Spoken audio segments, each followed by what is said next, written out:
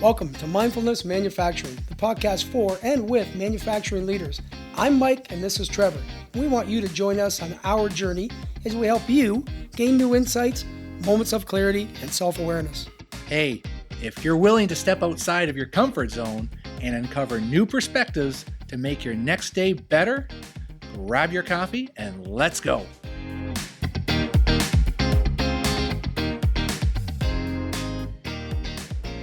Good day, Mindfulness Manufacturing. Hello, listeners. Thank you so much for tuning in to this next episode. We're truly excited. Yeah, this is a special episode for us. I will tell you that we are releasing it a couple days late, and Mike will talk about that a little bit at the end. And it was worth waiting for our first international guest. This guest is coming in from Ireland, and I'll talk about him in a minute.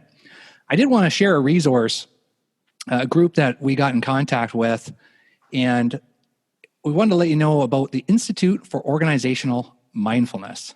And why? Because we get this shared mission, right? Bringing mindfulness, into the mainstream of business. And although we call this mindfulness manufacturing, that has a lot to do with our backgrounds, but our goal is to serve many listeners. And this is why we mix up our guests, like the one we have today, to have some fun with you guys, right? And this is why we like IOM. They too want to develop more effective leaders and create a healthier, higher performing, more productive workforce. So if you like that idea of reducing toxicity of chronic stress and attention deficit and unconscious bias and conflict and all those things, go ahead and sign up. We'll leave the link in our show notes.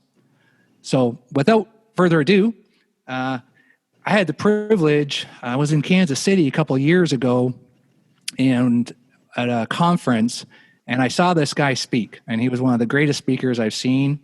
And I left there, when you go to a conference and you see someone speak and you leave and you're thinking different.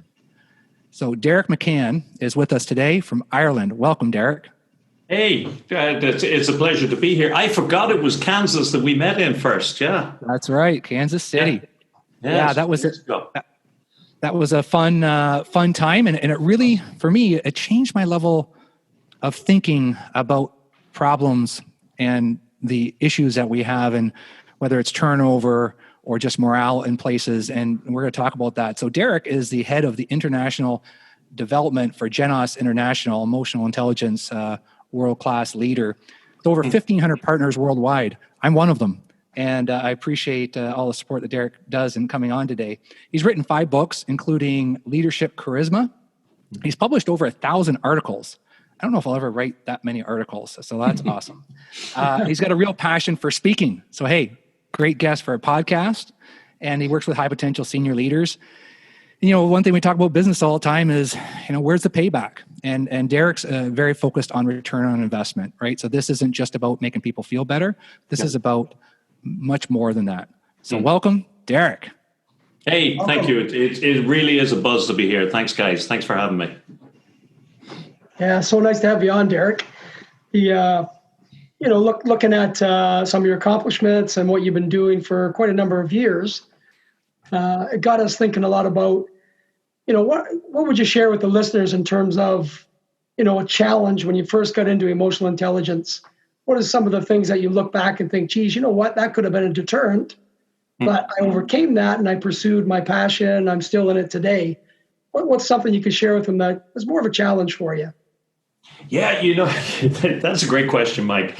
And one of the biggest challenges was that expression, emotional intelligence, that very title, because I had a sense after I read Dan Goleman's book that there's something here. It's kind of important. The way that we feel impacts so much of who we are and the way we show up to people and so on and so forth. I had a sense that it was really important. But I still found, as most people did, who ever read Goleman's book, there was kind of a really great learned work. But when people would say to you, what do you mean by emotional intelligence? I found it really tricky to get my head around the definition that worked. And that nearly was a barrier because at one stage I kind of walked away from it because I thought, no, this feels too woolly to work in the real world, inverted commas. And if you could see me, I'm doing air quotes right this second, in the real world. And it felt kind of too woolly, even though you couldn't accuse Goldman of being woolly. And the problem I realized afterwards was that I didn't have a really good definition that spoke to me as somebody who lived in that air quotes real world. And once I had that, it all took off from there. And so you ask the majority of people to talk about emotional intelligence, and you get this semi-academic, put you to sleep, hard to get your head around definition. And it doesn't exactly inspire you or turn you on. But once we came to a place where we settled, and I'll tell you the definition that we settled on. Once we settled on the definition, then everything took off. And in fact, you mentioned the book that I wrote 10 years ago called Leadership Charisma. And I realized that the book I wrote about leadership charisma was actually a book about emotional intelligence, but I didn't know that, because people who are highly charismatic tend to be people that show up in an emotionally intelligent way. But when we landed in a place where we said that, hey, look, we all know that the way you show up determines the way the people around you feel. In other words, the way you behave with people determines the way they feel. And, if you're listening to this or as you listen to this podcast now, I just ask you to think, do you know anybody who, when they walk in the room, drops the temperature of 5 degrees and it becomes just a less pleasant place to be? And I do that with audiences all the time, and all the hands go up. And you can see that face right now. And what I'd say to you, because this is a Mindfulness for Manufacturing podcast, I'd say just right this moment, pay attention to what's going on in your body. Do you notice the actual impact it had bringing that person to mind? Now you think of somebody else on the other side of the coin, and you think of somebody that you know, and we all know them, who when they walk into the room, the temperature goes up a little bit, the energy goes up, and it's a better place to be. And we all know somebody like that and notice what's going on in your body. So as soon as you realize that the way you show up determines the way people feel, the way people feel determines the extent to which they engage with you, and the extent to which they engage with you determines everything about the outcome of that. As soon as you realize that that's the core truth at the center of emotional intelligence, you realize that emotional intelligence is just about making choices about the way you choose to show up. And once we had that revelation, and it doesn't sound like much when you say it now, once we had that revelation, we thought, God, that changes everything. Because now a salesperson can choose how do they want to show up to their clients, how do they want them to feel, how much engaged do they want to be. And we all make those choices, we all impact people. We show up to them a certain way, very often without making a conscious choice of how do I want to impact this person. So I think that was the biggest barrier, was that emotional intelligence was this dry academic idea with lots of research behind it, but it didn't speak to me as a business person. And that nearly stopped me getting it. I would think you probably put the room up by 10 degrees. Thank you very much, Mike. It's the first time I met you, but I can connect the energy pretty quick here. Yeah, that's great. It's interesting, and Trevor, you see the same thing. Even for us just starting our journey in the emotional intelligence world, we still get the same uncomfortable feeling from the client. So that really helps when you put that part into perspective. And Trevor's helped me a lot with the showing up gap as well. Yeah. So I think that really relates to anybody. And it is an awkward, kind of an awkward phrase to use, and people don't understand it, but that's a good way to explain it. Yeah. Yeah. And you can use lots of expression, but the key thing is that what they see, it's the academics call it emotional contagion. If one person walks into a room with a face on them like what does they say, like a bulldog chewing a wasp, well, then they have an impact on everybody else around them, because we're programmed to pick up on their emotions. And if they walk in with a big open heart, wanting to connect with people, that has an entirely different impact. And there's emotional intelligence, having the intelligence to know that and do something about it. With charisma, that is a term that Mike and I are used to. And I kind of wonder, I remember some leaders that would come across as well-liked, someone that you do want to be around, and they're charismatic.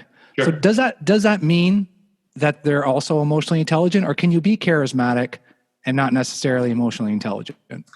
You actually can. And we particularly, when we wrote that book, and I say we because there were several people helped me with the research, on the book and pulling it together. One of the hardest things we found when we were setting out to figure out what's the difference between leaders who can really inspire people to positive ends and get them engaged and get them excited about contributing to a project or a direction or whatever. And one of the challenges we found was trying to get a definition that was really clear of charisma, because sometimes people talk of charisma and it's charm, and charm can be fairly empty. It can just be a set of tricks that the shyster uses to make you feel good and flattery and all that sort of thing. So we defined something that we call leadership charisma. And we defined it by reference to engagement. We said leadership charisma is that set of attributes or competencies that leaders have when they can engage people positively in a common cause. And then, so with that definition, we then went out and we started researching. And we did a lot of research. We put about 400,000 people through an assessment at that particular time to look at the people who are rated by the people around them as being highly charismatic, people that really engage them. What sort of behaviors did they have? And what sort of behaviors did they share with the people who didn't engage people? And we found there was a particular set of behaviors that they shared. Now, at that time, I wasn't thinking emotional intelligence. I wasn't tuned into emotional intelligence whatsoever. It was only when I zoomed forward 5, 6, 7 years and I realized, oh, darn, I could have saved myself an awful lot of freaking trouble because the behaviors that we define as being emotionally intelligent behaviors are the behaviors in general that those people who engage people through what we choose to call charisma, because are emotionally intelligent behaviors. Charisma is simply a term that we give to people who get us excited, engaged, and inspired when we can't find any other word to describe why they have that impact upon us. So it's like IBS in the medical world. When the doctor can't figure out why your guts are screwed, he says, it's IBS. It's a big bucket you can throw everything into. And charisma is a big bucket that we throw everything into. I have no idea why he makes me feel this way. He must be charismatic. But when you start to look at the behaviors or emotional intelligence, you say, I have no idea why he makes me feel this. Shoot. It's because he demonstrates emotionally intelligent behavior. I could share a story with you, and we've said it on the podcast before, but you'll be able to relate to it very well. Is early on in my career within manufacturing, probably the first couple of years, I spent some time being a team leader running a production line, which was an awesome experience. But I didn't understand that emotional intelligence piece. And I never even heard those words before. But I would get so stressed out and worked up. I had one person say to me, are you bringing water to the fire or gas? Yeah. And it stuck with me. Me, Trevor, and I still use that today with some of the clients because I was so unaware that I was actually adding to the problem.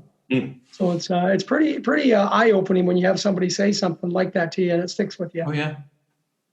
Oh, absolutely. And one of the things we tried to, when we took all of that research on charisma, we narrowed it down to half a dozen behaviors and a couple of principles and a couple of ideas on how you could become more charismatically impactful. In other words, how you could become that sort of personality that would engage people.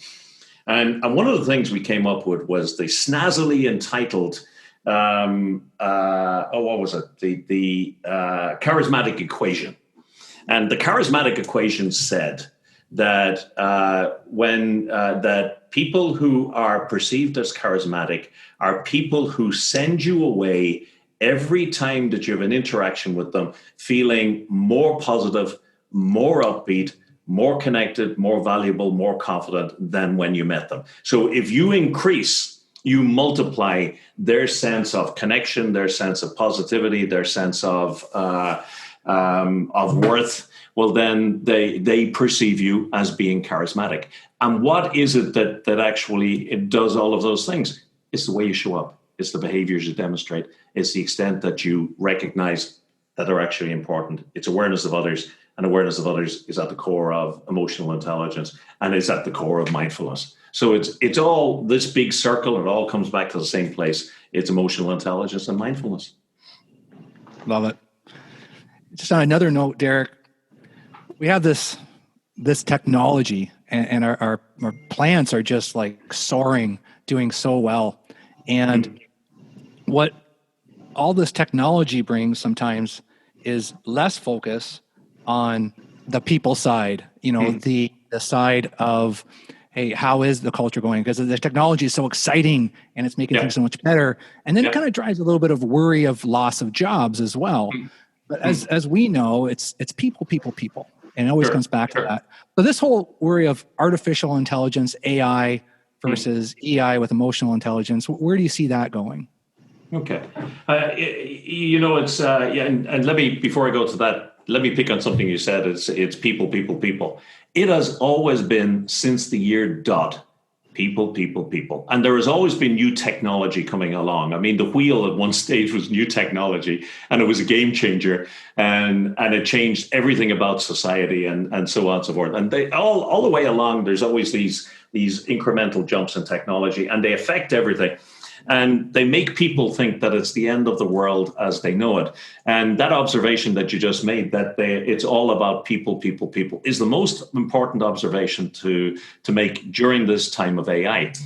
This fourth industrial revolution is a period when, for the first time, it's not just low or non-skilled people who are going to be hurt by technology.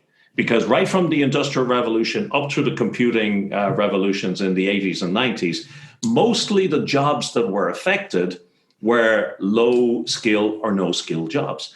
But now you've got these blasted AI systems, and they are doing they're doing the job of 10 doctors 100 times faster than they could be, and doing diagnosis, which in time will be 100 times better than any individual doctor could, because they're basically pulling on the experience and the diagnosis of millions, or let me not exaggerate, thousands of doctors. So you got these systems that are starting to replace people like loss adjusters, like doctors, like consultants, like people who work really, really with their heads and their knowledge. And we start to think again, this is the end of the world as we know it. Well, actual fact, no, it's not. All it does is it brings the focus back, and all of the research is saying this, onto the fact that the key skills moving forward in the next 5 or 6 years are going to be the skills of being able to work with, motivate, inspire, and engage people. Because as more and more of the, let's call it the grunt work, and there's some grunt mental work is taken over by these systems, the thing that will differentiate you and I from the masses and everybody else from the masses is our ability to work with people, our ability to bring emotional intelligence to interactions. And if you doubt me, for anybody who's listening, if you're driving, don't do this. When you get back, listen to it again and go onto the web and look for Capgemini Emotional Intelligence, Artificial Intelligence, CAPGEMINI. And they did some research at the back end of last year, and they said very, very simply that over the next 1 to 3 years, that emotional intelligence, the ability to be able to inspire, to motivate, to engage people, is going to be the differentiating skill set. It's going to be a must-have. So it's never the end of the world as we know it if we recognize that until we really screw it up, there will always be people. And as long as there are people, being able to work with them effectively will always give you much better future-proofedness, if there is such a word, than any other skill set. Yeah, and in North America here, we have plants that are represented by third parties with unions. And for the plants that are building brand new ones, I mean, the ones that can, really embrace what you're saying today, Deiric, is the game changer, because there's lots of focus on the technology training, right? Because you got to be able to run that capital equipment. Sure, yeah. But on the other side, how people show up, how they feel, that's really what's going to separate, because we can all get the technology, but not all of us can show up as our best self without a lot of intent and practice. Intent is probably the most important one. You got to know that you need to. And that's the biggest challenge. Most people don't actually realize the way they're showing up, because God help us, we're so distracted by this incredible technology that we don't look at this incredible technology. And I'm pointing at myself. We don't look inside ourselves at the incredible machines that we are, and the capabilities that we have. That's funny because I've been compared to a machine in the past, lacking emotional, whatever sense that is. So I'm very grateful that to be surrounded with people like you and Mike, and just see things differently and be able to help that, because we've got so many stories of just being a machine and a robot, and it's like, Trevor, pull your head out, and there's more to this. So I'm happy to be in this space, still learning. Well, some of the philosophers used to talk about the ghost in the machine, because if you go back to the rationalists at the turn of the 19th century, they started to have this attitude that we're all just machines. And in manufacturing, there were Taylor. You probably heard of Taylor, and his attitude was, these are just resources to be used, and they were just machines, if you like.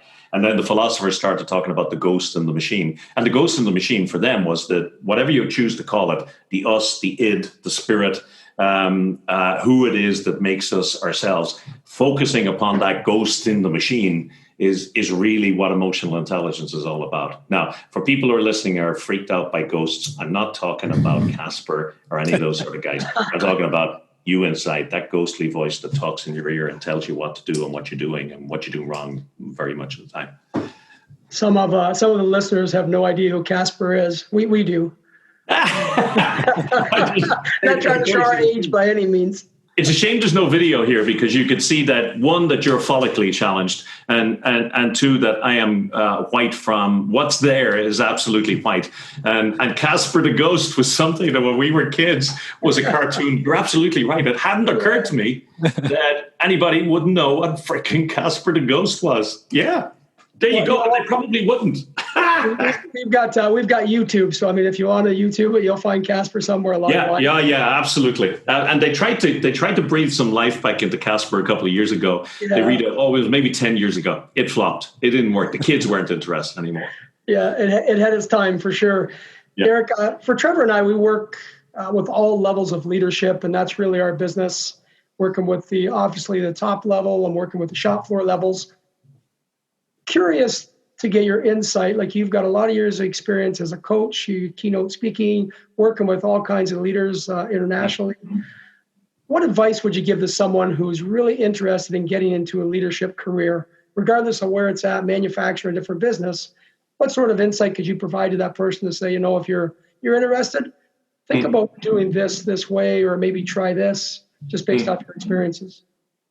Yeah, and probably predictably, I'm going to say that I would start focusing on developing the ability to work more effectively with people. Now, clearly, if you're coming in, you want to get into a leadership position in a particular part of the manufacturing industry, there are technical skills you have to develop and you have to have. And that's a given. And I'm reckoning that anybody who's listened to that, they know where to go. They know what colleges to be going to, and so on and so forth. And to become a good engineer or a good technician, just to use a catch-all phrase for that.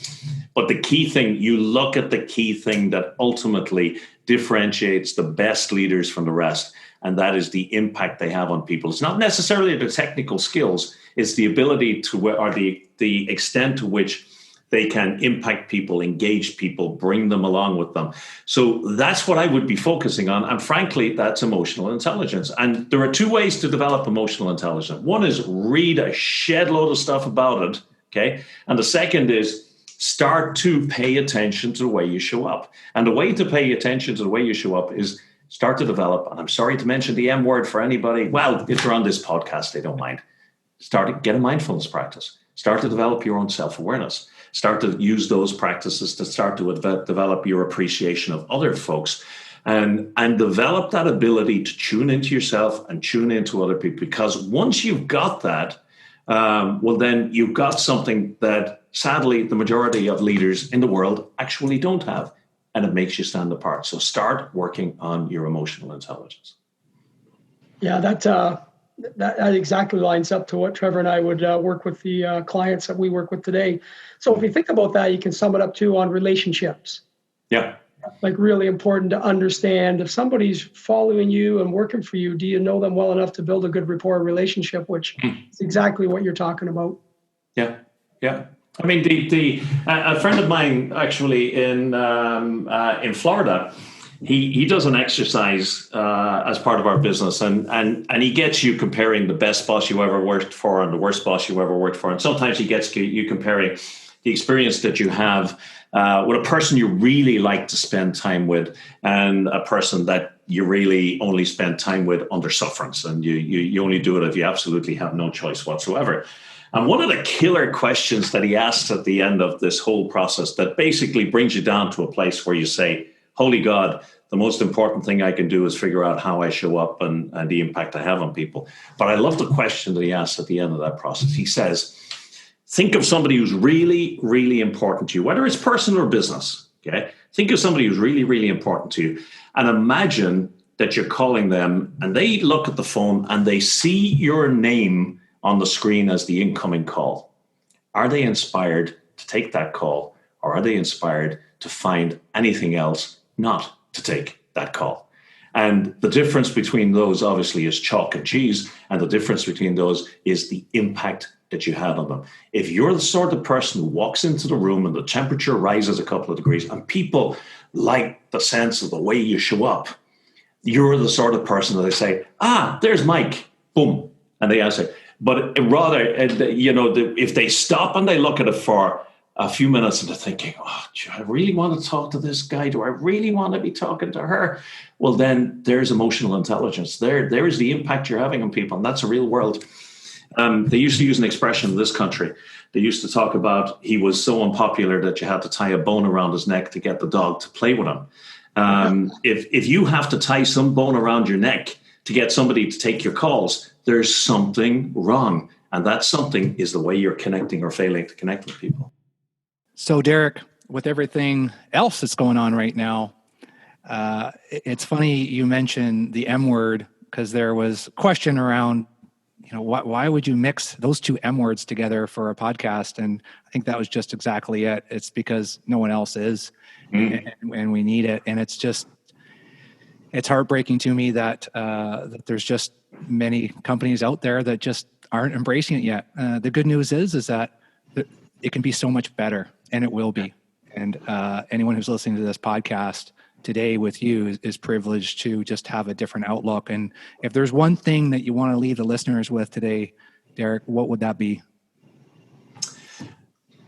Yeah, that really is a great question. Let me tell you just briefly in closing our experience in our business over the last 3-4 months, and then give you that point. Just like the rest of the world, just like you guys, just like most of the people who are listening to this, despite the fact that it was kind of there for a month or two and it was in the news, COVID sneaked up on us. And over a period of 10 days, we became aware of how big a threat it was. And, let's say at the beginning of that 10 days, we started to become aware of how big a threat it was. And at the end of that 10 days, our country was being locked down. And the year's worth of business that we had in the bag, all lined up, ready to go, in a period of 3 or 4 days, it fell off a cliff, it disappeared, and it became absolutely zero. It went back, literally, the business went back to the year dot. It went back to a point where there was nothing coming into it. And that was the experience for a huge amount of businesses worldwide, particularly businesses who are in the sort of thing that we do.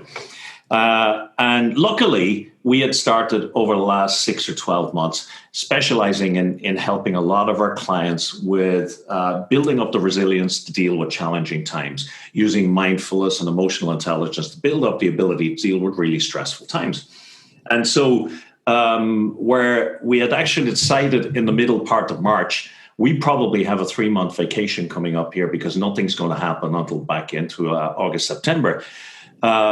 About a week after that thought, after we had that conversation and reconciled ourselves to that, the business started to take off like a rocket. And now in what is supposed to be the quietest month in this part of the year, in this part of the world, August, we are run off our feet. Now, I say that to you just simply to say to you, not bragging, say to you that over the last 3 months, we have dealt with, I would say, thousands of people in our client organizations, not one-on-one, but in groups and one-on-one, helping them to build the wherewithal to deal with this challenging situation that's going on right now.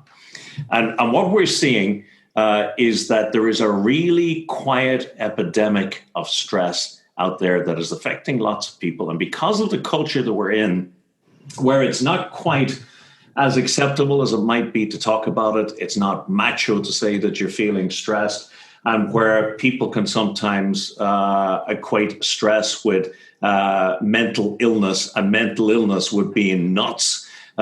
People are just not talking about it. If the people on this call are experiencing a higher level of stress than they had before, trust me, you're absolutely normal. Trust me, that is an absolutely normal response to what's going on right now.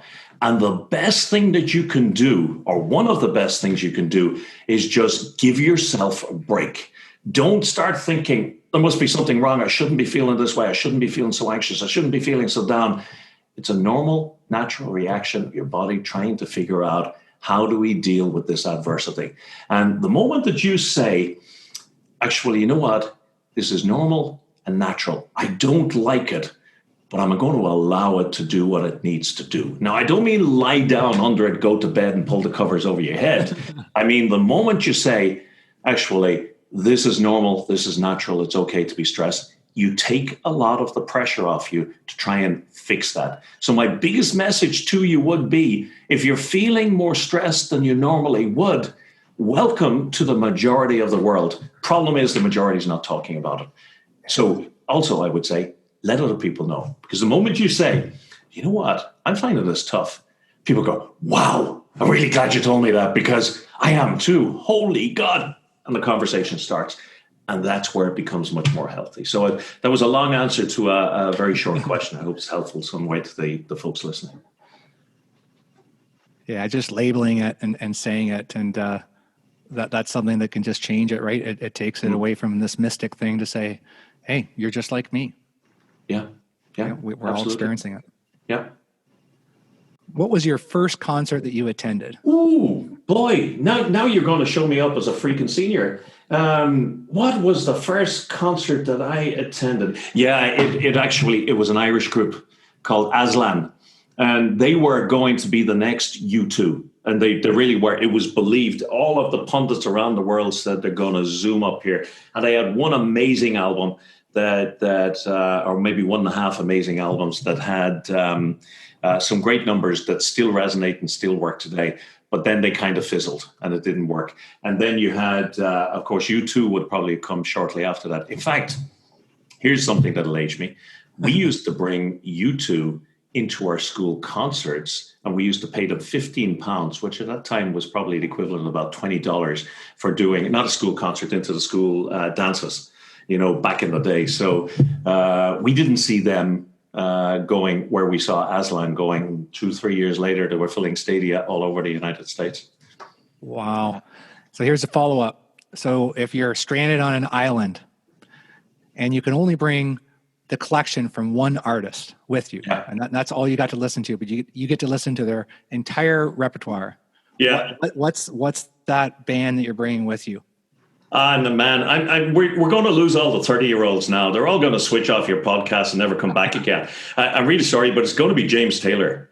It has to be James Taylor. I would be every freaking thing that he has ever performed or written. He just has this voice and this delivery. Even when he's delivering, what was that Buddy Holly number he did? Every Day. When he, and he just has this way of making me go,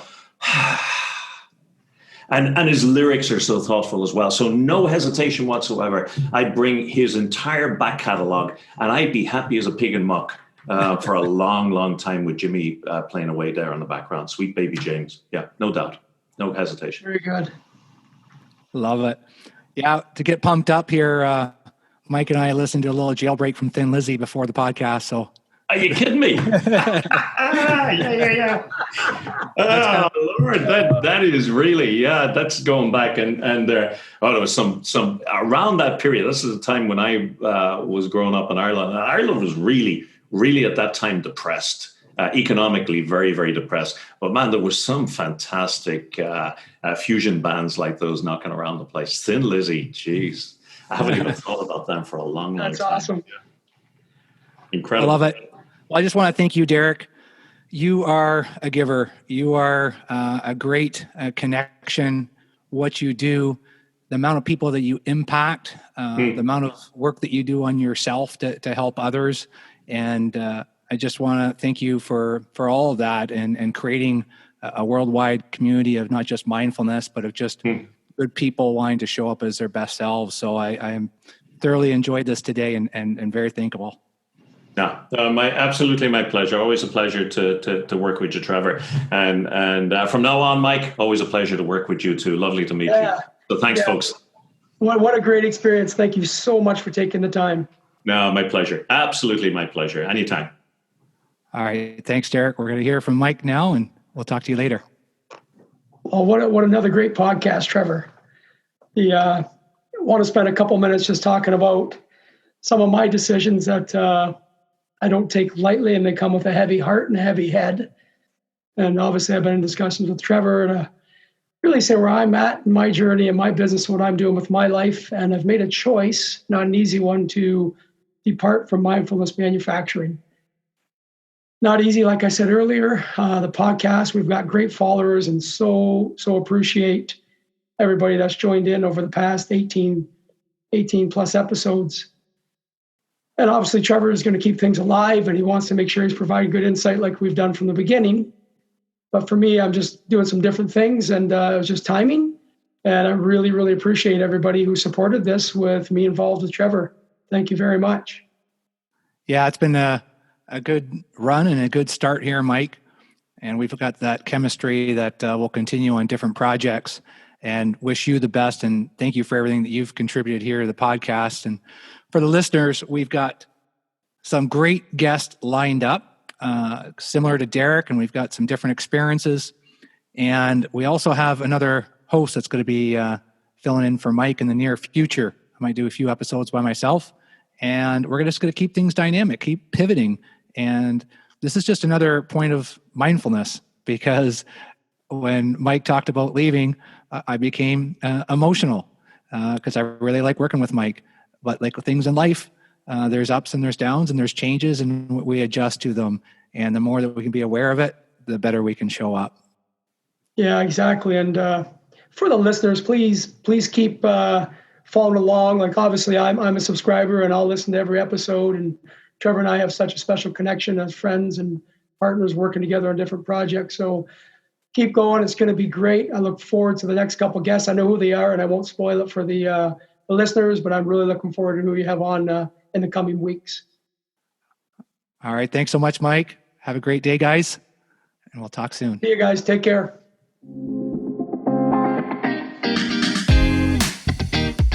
Hey guys, thanks for taking the time and joining us today. We had so much fun. Please remember to subscribe. It's free. Share it with colleagues. Look for our next episode in a couple weeks. If you want to drive results, the first step is realizing how you show up. That's the essence of mindfulness in manufacturing.